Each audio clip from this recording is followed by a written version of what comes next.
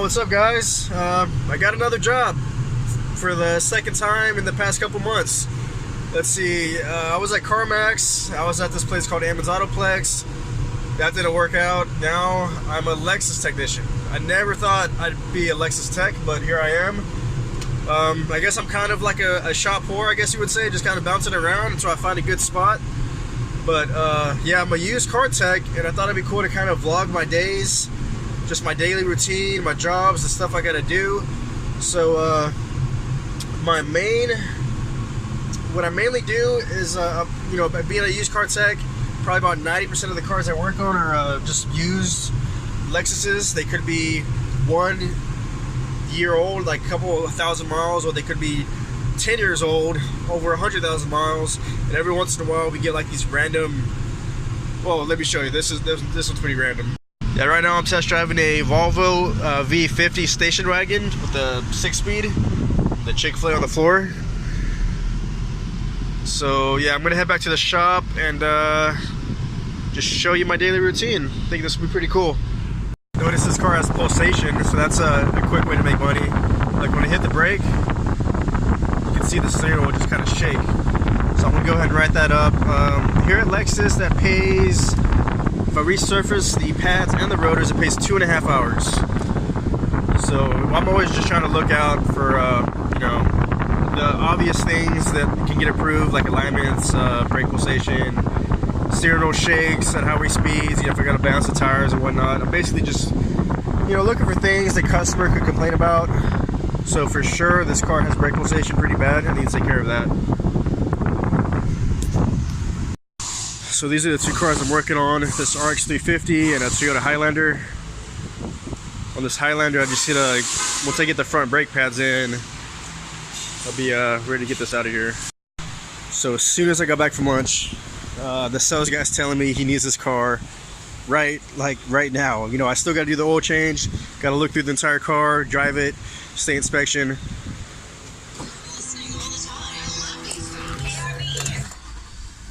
Just, you know, some crap you got to deal with sometimes as a technician.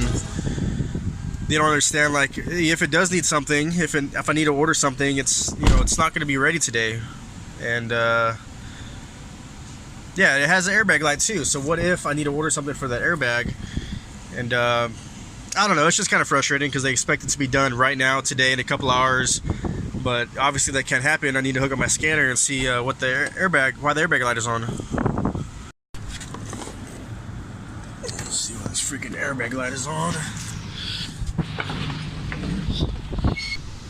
Alright, so I'm about to find out why the airbag light is on this car. This sales dude needs so desperately.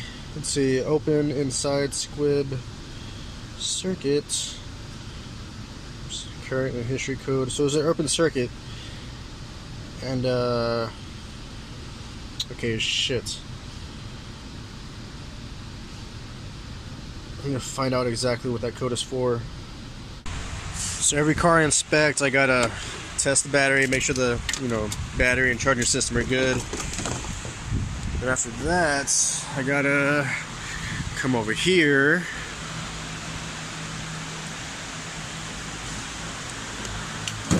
and get a printout that we give to the customer, whoever buys the car. Alright, good enough. That's the best copy that I could get. There's a lot of paperwork involved in being a Lexus tech.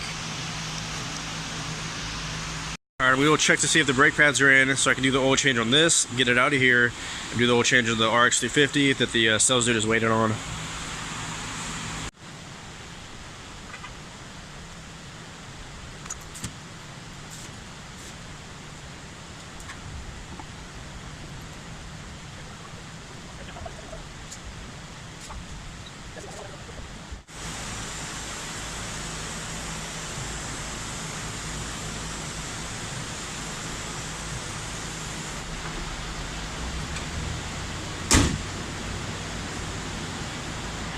So before I do the final test drive of the Highlander, I was kind of looking up why that airbag code, or what it means, B116. Open inside airbag, left side. So it's the driver seat airbag.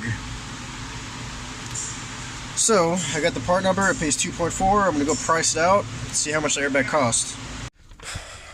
Okay, just going to the parts department. I'm gonna price out this airbag. I'm gonna say it's like 400 bucks.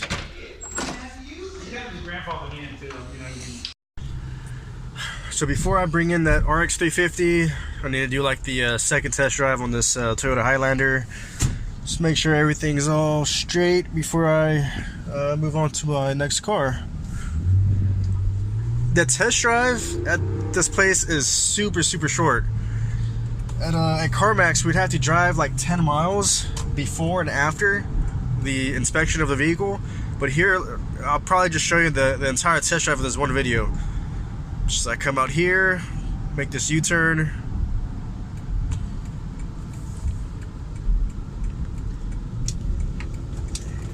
Sometimes there's hobos hiding up under this bridge.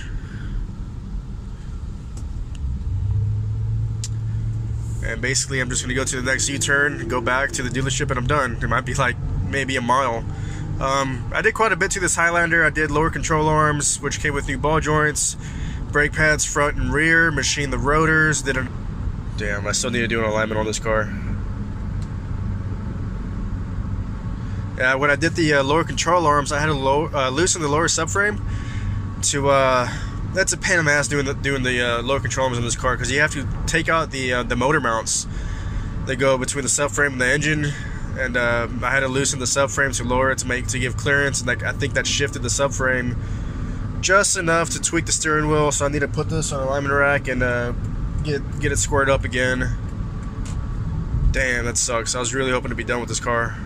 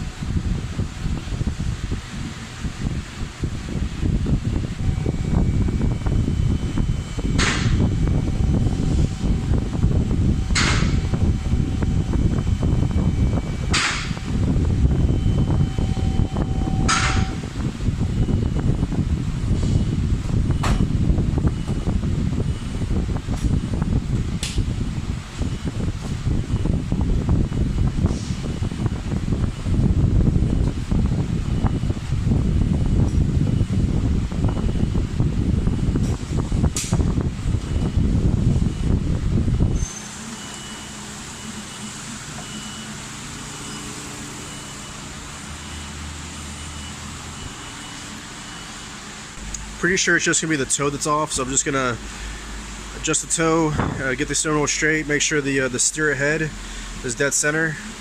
It should be good enough.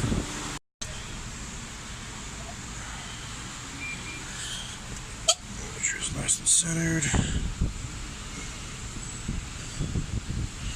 Looks good enough. Actually, doesn't have a caster adjustment. You can go to Illustrate Adjustments. This manufacturer does not specify a caster adjustment. So really all it is camber and toe. Camber is in the green, good enough. So I'm just gonna set the toe and let it go. Almost half a turn more and it'll probably be good.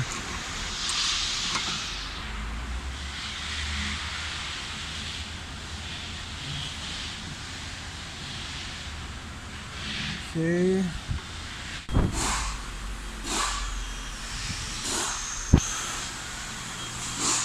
Okay, second test drive. You can kind of tell, like, naturally in what way or what position the steering wants to go naturally, if the alignment's gonna be good or not. And already it naturally wants to be centered, so that's a good sign. And I really don't want to do it again because I hate doing alignments, especially when it's hot as hell outside. So I'm really not gonna be able to tell until I make a U-turn and get on the street piece of road. But it already looks like it's probably gonna be good.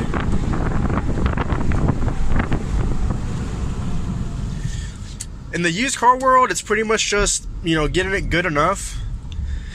It's like they want to put as little into the car and get as much as they can out of the car. Well, I'm getting some crazy glares. I think I have some oil on the screen or on the camera. Hold on one second. So yeah, in like the used car industry, or whatever you want to call it, it's like that's kind of like the mentality that you get from the company and from the techs almost. It's like, you know, they want to spend as little in the car to make it as appealing as possible at like first glance to the customer. You know, all the obvious things, you know, the things like, you know, like I was saying, the brake pulsation, the tire vibrations, the smells and interior pieces that are obviously the AC and heater are big ones. And like from the driver's perspective and point of view, like what is obvious to the driver? You know, what are they gonna notice first? And that's pretty much like what they want to go after. You know, if like they don't want to, like a leaking strut or shock, or I don't know, things that, or like maybe some small oil leaks, things like that. Something that if you clean off and the customer probably would never realize, more often than not, they're not gonna fix it. It's crazy. But yeah, well, yeah, the steering wheel, it is, that's just like the sun is giving like a crooked shadow, but steering wheel straight, it's not perfect. It might be like half a degree off, but it's fucking good enough.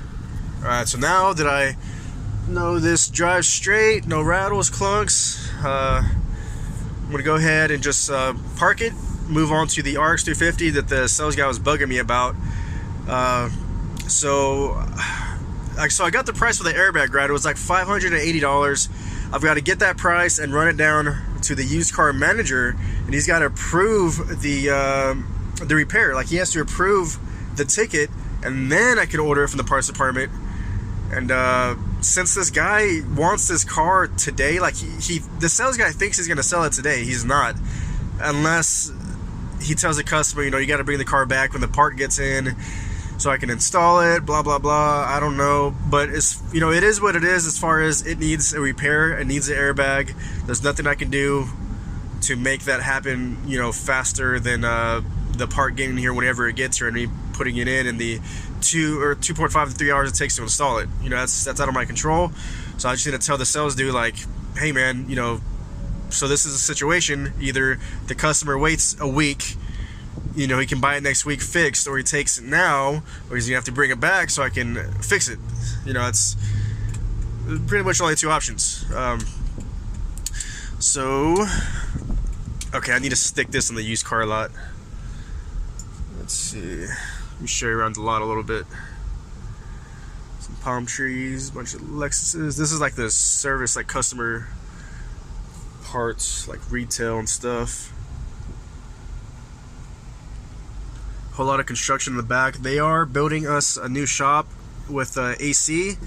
It says they're gonna have AC. I can't wait till that's done. I'm pretty sure it's gonna be this building right here. I think that used to be an old skating rink, and the shop is in there. You can already see some progress being made. But yeah, in the shop we're in now, no AC, obviously, all the open bays and everything. Yeah, there's my bay right there. Just behind the shop. So even being a used car tech, it's like I work at like on 90% Lexuses. I think I was telling you earlier how like every once in a while I'll get this odd Volvo or Ford or Honda. Ooh, how's this gonna work? Okay, stick this over here. This is the used car side. Man, I'm really liking these LX 570s. It's like the ultimate family ride. Oh, being a Lexus dealership, we don't really work on trucks, so that's pretty cool.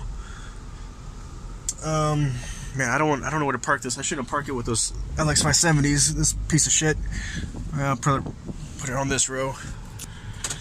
Yeah, those LX 570s, man, they're freaking nice. That's like the closest thing to a truck we get, probably, as far as, like, you know, the size. And I was told they can get up to like $100,000 when they're all fully loaded. Definitely wouldn't mind one of those, but costs as much as a house, damn near.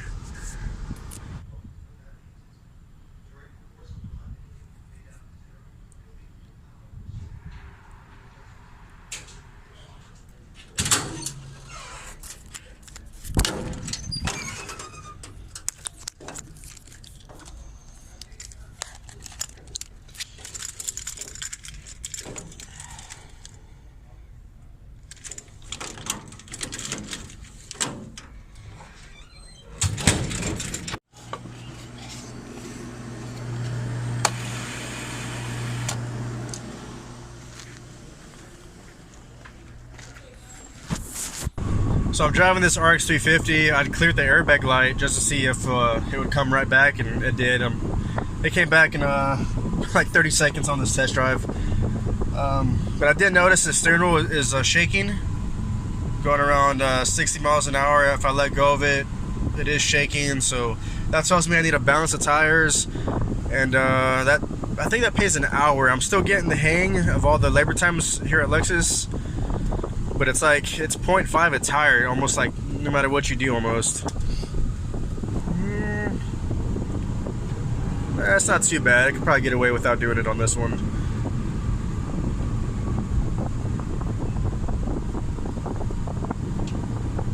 Yeah, it doesn't need it. So, a part of being a used car tech, or any tech really, so you're gonna work close with, like, if it's your manager or whoever's gonna be approving your tickets, right? They're gonna see a pattern on what you like to write up and how often, and it's good not to keep using the same lines over and over and over again, like the easy money makers. Like, I don't mind resurfacing rotors, especially here. They pay 2.5 hours, but I can't just do that on every single ticket. Like, I gotta make sure it really freaking needs it. You know, I don't want to take advantage of them. I don't want them to not trust me and pretty much be like double checking my tickets, you know, thinking I'm just trying to scam them out of some hours. You know, I don't want them thinking that, especially since I'm the new guy here. I want them to you know, trust me and believe, you know, when I say a car needs something, it actually needs it. So yeah, it does pulsate very little, but it's not bad enough to actually, you know, I don't think it needs to be resurfaced. Could probably get away with the customer not noticing the slight brake pulsation. But what's worse than that is the vibration from the tires being out of balance. I need to balance the tires. Alright, so now I got to get this ticket approved by the sales manager. Basically just the airbag. All right, sounds a little report. And now they brought it down a lot. What's wrong with Hyundai and Honda and Cadillac? Hyundai and Cadillac. It went from 580 to 450, 484. So this is the total now? Yeah, that's with no tire though. I don't know if you want to do that tire. It's at one. Yeah, I need one tire. Okay, it's for the matching 250. Or drop the spare and then match the spare.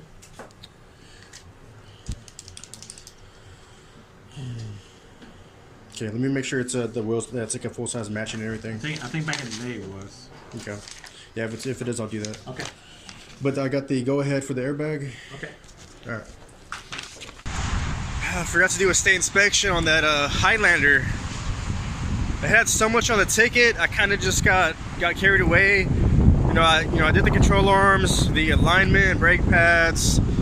I don't know, oil change, a whole bunch of shit. I forgot to do the state inspection. Shit happens. I'm gonna go grab it and knock out the state because I really want to get this knocked out. The paper it ends tomorrow, and I think I had at least 15 or 16 hours on this Highlander. So yeah, I definitely need to get this flagged on this paper.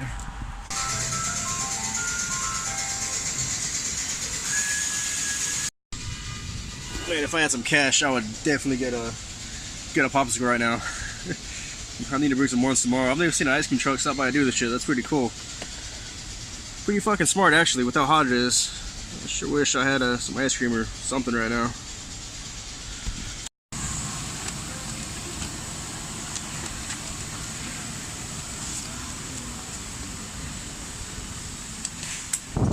No, man. Okay, so if you're thinking about becoming an automotive tech or a used car tech or anything like that, get your state inspector license. It's probably one of the easiest things you can do to earn anywhere from 0.5 to 1 hour. All you got to do is hit some keys a couple times. It takes about 5 minutes on the computer to earn at least half an hour, maybe 0.8, maybe 1 hour. Every place pays a little bit different. But yeah, it's very easy. I've seen some techs where they don't have their state inspector license, so they got to do the full vehicle inspection and let somebody else do the state inspection. And they're basically just giving away some of the easiest money you can earn. So get your state inspector license for sure. Easy money. Buy me a popsicle. Damn. I want that bubble gum. So apparently somebody bought everyone snow cones or some shit off this ice cream truck. We'll go over here and see what's up. You're in the shop, right? Yeah. Okay, then you're all right. Ron makes the cut. Ron barely made the cut. Made it just in time. Yeah, just now. So what's the deal here? Just pick what you want. It's on me. Thank you. You're welcome. That's how we do it. Take care of these two, then meet me at the body shop. Then after body shop, we're gonna go to car wash. I'll take one of the fudge and bananas. There you go. Whatever Ron wants. Thank you. Thank you. Thank you again. And one more sales guy right here. Take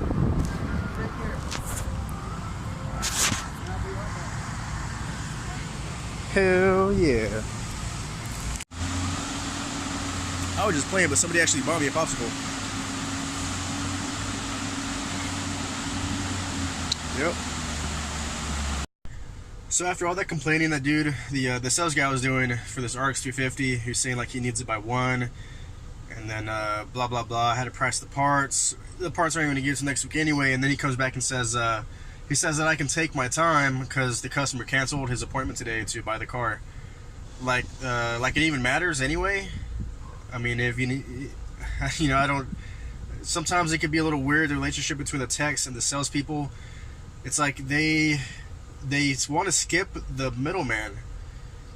It's like for this car, it needs an airbag, right? And that's before I looked over the entire car. So he was like, "Did you get it approved? Did you check it out? You know, did you go to this manager and get the okay to order the airbag?" The only thing is, all I did was hook up my scanner real quick just to find out why the light was on. I hadn't done the oil change. I didn't lift the car, look underneath it, look for leaks, this and that. But I was like, man, I'm not ready for the approval yet. Like I have to go with them with everything on the ticket. Like everything needs to be approved, needs to be on the ticket at once. They don't want back and forth nonsense, wasting their time, you know, getting 3-4 approvals. They just want everything on one big ticket, one big approval, and be done with it, and get the car out of here. It's like that sales guy doesn't understand that. But all I ended up needing was just the airbag and one tire. So I'm gonna. Yeah, he wanted me to check to see if the spare was good, but it's not. The spare's trash. So yeah, I did the oil change and the stay inspection. That's all I could do for now. Now I'm gonna park it and get back on the Volvo I had this morning. So I had the Volvo at like 10. And let's see, I had to finish up the Highlander. I got kind of sidetracked with this RX 250, and it's already like almost 4 o'clock, and I'm barely getting back on the Volvo that I was trying to knock out this morning. So yeah, I need to kind of catch up. Every once in a while, I kind of need a break. You know, it could get pretty stressful dealing with different, I don't know, managers and salespeople and this and that, and people demanding their work to be done now versus taking priority over some other job, this and that. I don't know, just stupid little things kind of get to you. So I like to just kind of give myself a minute, especially being hot. I sit in the AC for a couple minutes, and if I need to, I can like come up with a plan, you know, what my next job is going to be, how I'm going to attack it, what I need to do first. It's already about 4 o'clock on this Volvo. I already test drove it, I already did the stay inspection. I think I'm just going to do the oil change. Well, before I do the oil change, I need to look underneath the car, look at the tires, look at the brakes, all that stuff. I'm sure it's gonna be okay. The car looks really clean. Do the oil change, and that's probably all that car is gonna need. I should be able to finish that today. Yeah, so about 4 o'clock. Let's see. I get off at 6. I basically start winding down. After 4 o'clock, I'll definitely say that I just do something easy, like look through this car and do oil change, and you know, maybe a stay inspection if I need to do one. I like to do like the I guess the heavier work. I like to do like almost like first thing in the morning, you know, like get some breakfast, get something to drink, and then I don't know, from like 9 to lunchtime I can bust my ass pretty good. And after lunchtime, depending on what I eat, I can kind of slow down. You know, if I had a heavy lunch or something like that, I'm not really in the mood to kind of bust my ass or bend over, get under a car or whatever. And then I can kind of pick back up towards the end of the day. Man, I don't know if I'm even gonna post this video, but if you like it, I could do almost like a, I don't know about daily, it's a lot of work making these videos, like a daily or every other day, weekly vlog, something like a technician vlog, technician diary, something like that. I don't know what I'm gonna do it yet, but it's too damn hot to be working on my cars. On the Hondas, man, it's hot as hell in Texas. The heat index is like over 100. I think it was like 104 the other day. It's just hot.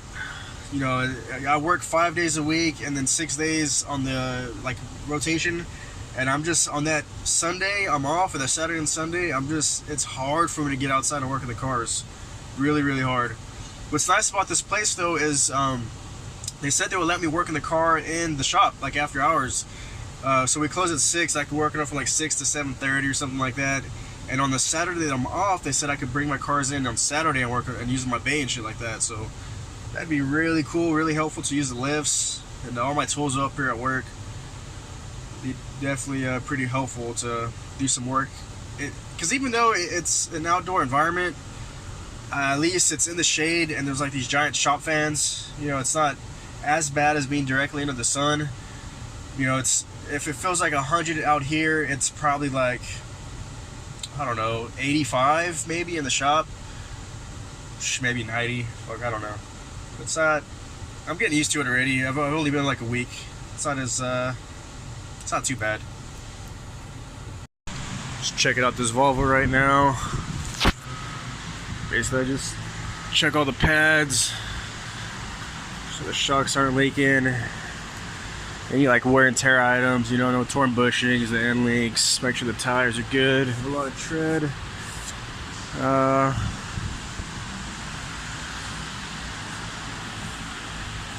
Everything looks good. No leaks. Tires look pretty good, front and rear. This one did have brake pulsation though. I forgot about that. I didn't machine the front rotors. I think that was it on this car.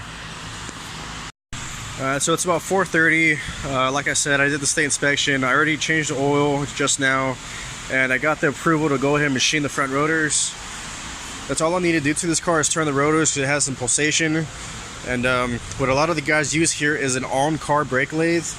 What I'm used to using is a off-car brake lathe, which is like a standalone machine, where this one mounts up to the rotor while it's on the car and you machine it mounted. It took me a couple tries to figure it out, but I finally got it, and it's pretty easy to use. We'll go ahead and turn these rotors and knock this car out.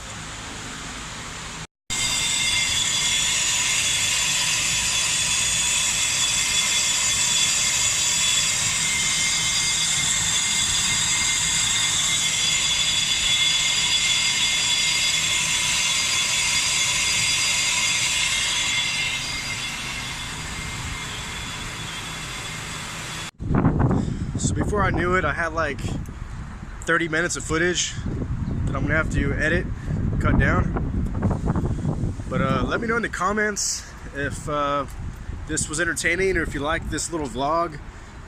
Because like I was saying, it's pretty hot. It's hard to work on the cars, my projects after work and on the weekends and stuff like that. But vlogging at work is something that I could probably do easier. But yeah, I mean, if you liked it, please don't forget to like and subscribe. Let me know if you want to see another one of these vlogs, because I could definitely do plenty of them. Thanks for watching.